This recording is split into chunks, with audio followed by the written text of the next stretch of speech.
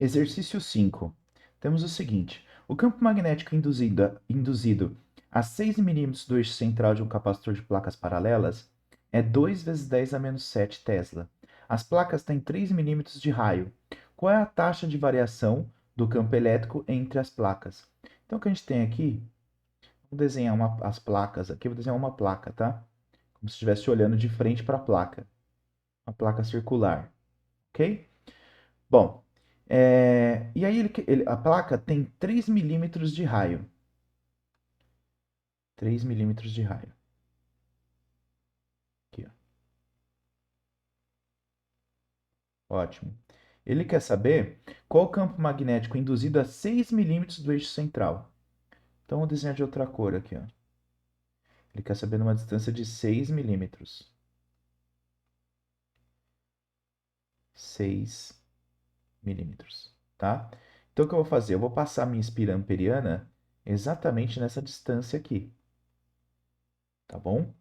É aqui que eu vou desenhar a minha espira para poder calcular a taxa de variação do campo elétrico entre as placas. Então, ó, o que que acontece? Então, aqui está a placa, tá? É aqui que eu vou ter o meu campo. O que que vai acontecer? É aqui que eu vou ter o meu campo elétrico variando, né? Então, o que acontece? Vamos supor que tem um campo elétrico, vou desenhar de azul. Assim, ó.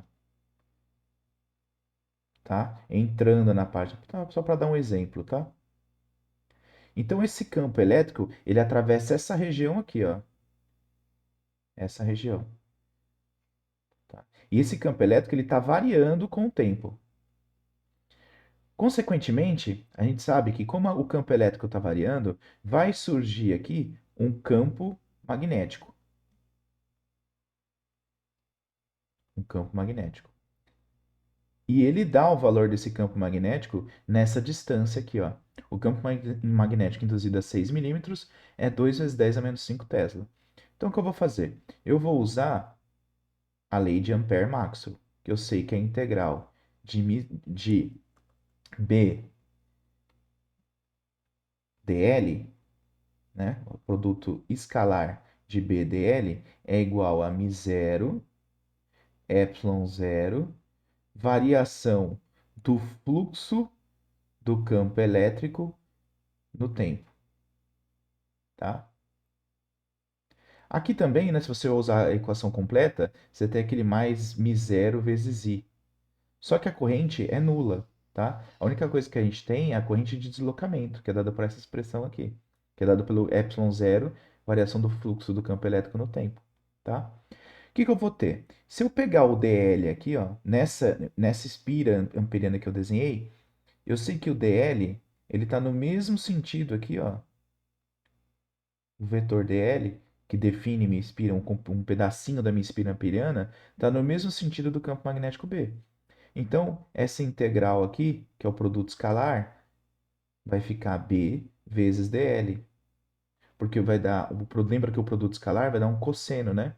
Aqui ficaria cosseno de θ, que é o ângulo entre B e dl. Só que o ângulo entre B e dl é zero, fazendo com que o cosseno seja 1. Tá bom? Aí μ0, ε0, variação do fluxo de campo elétrico, que é o campo elétrico que atravessa a área aqui, ó. Essa área aqui, que é a área do capacitor. Então, eu vou colocar aqui, ó, campo elétrico vezes a área. Tudo isso dividido por ΔT.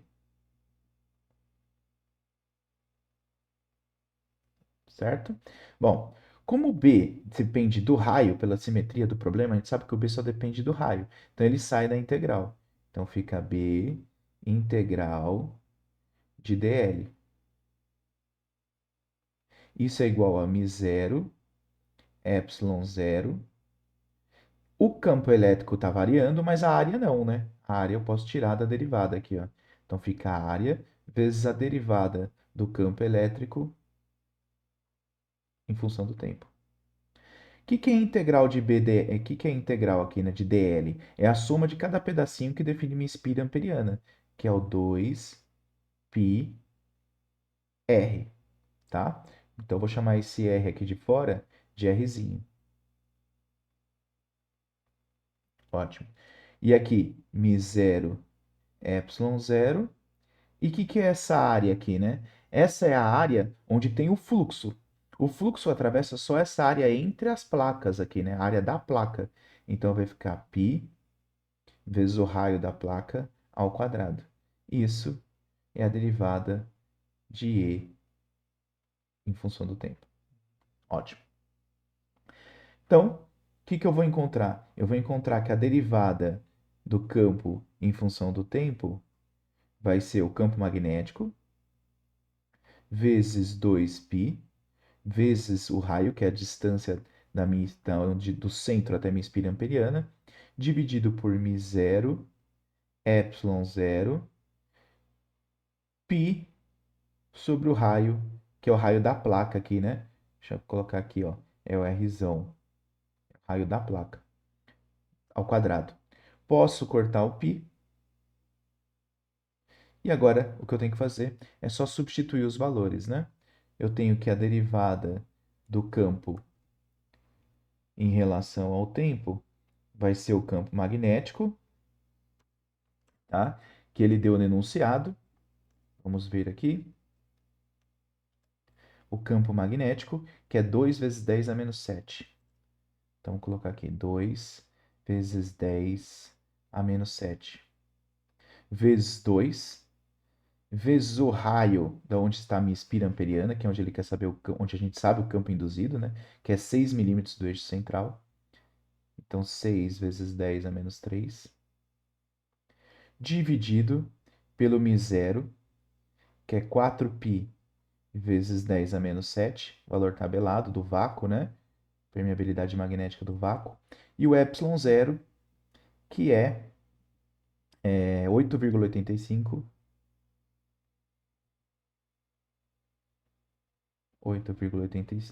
vezes 10 a menos 12. E o raio da placa, que são os 3 milímetros, ok? 3 milímetros. Então, fica 3 vezes 10 a menos 3 ao quadrado. Perfeito?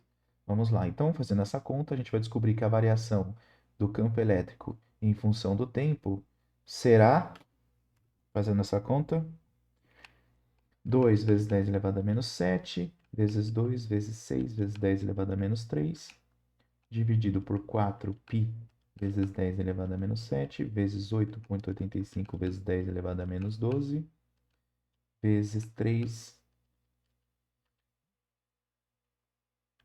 vezes 12, vezes 3, vezes 10 elevado a menos 3 ao quadrado.